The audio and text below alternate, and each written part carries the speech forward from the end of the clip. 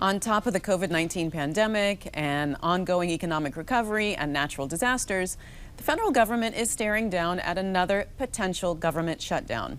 The threat of a shutdown makes governing unnecessarily difficult, according to Max Stier. He's the president and CEO of Partnership for Public Service. Max, welcome back to the program. Thank you.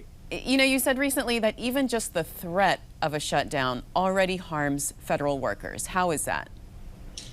Well, you stated it really well at the very front end here. We face a huge number of giant challenges as a country, and our government is central in addressing them. And it's, when we say our government, we're really talking about our career civil servants, that is our government.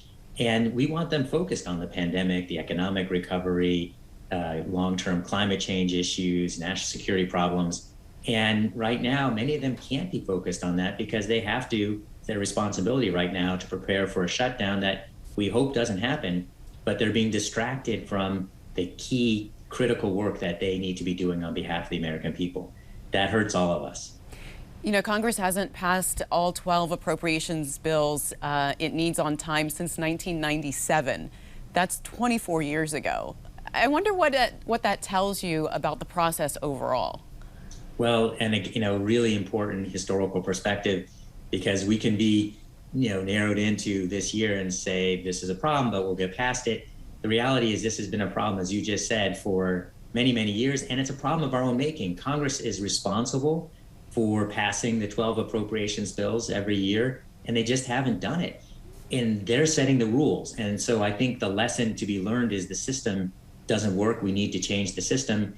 There are some, promising fixes that have been proposed. Senators Lankford and Hassan have I wanted to ask you about that. Yeah. It's called the Prevent Government Shutdowns Act, right. Which sounds like a really good idea. Yes, it's common sense. And the basic proposition is it's Congress's responsibility.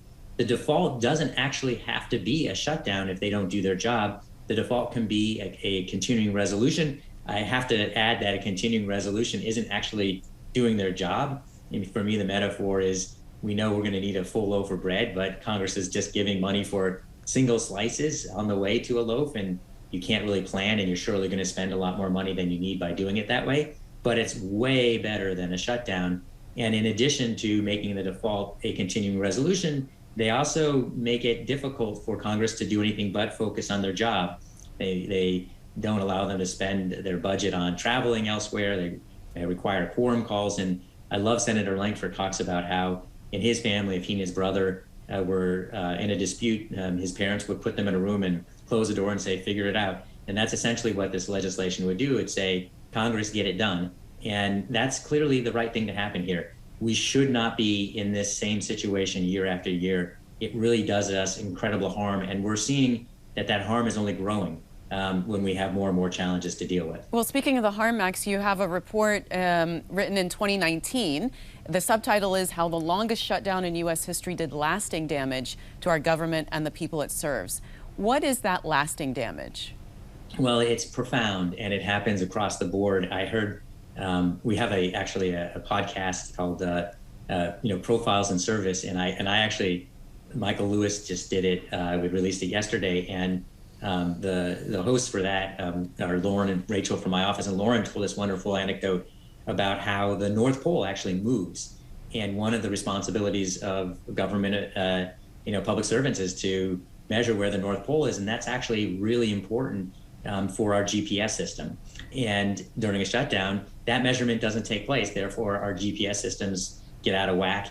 It's everything. It's everything from FBI investigations to, another stat that I just heard was that 84% of CISA, the organization at DHS that's responsible for cyber response, would be put on furlough in the case of a shutdown.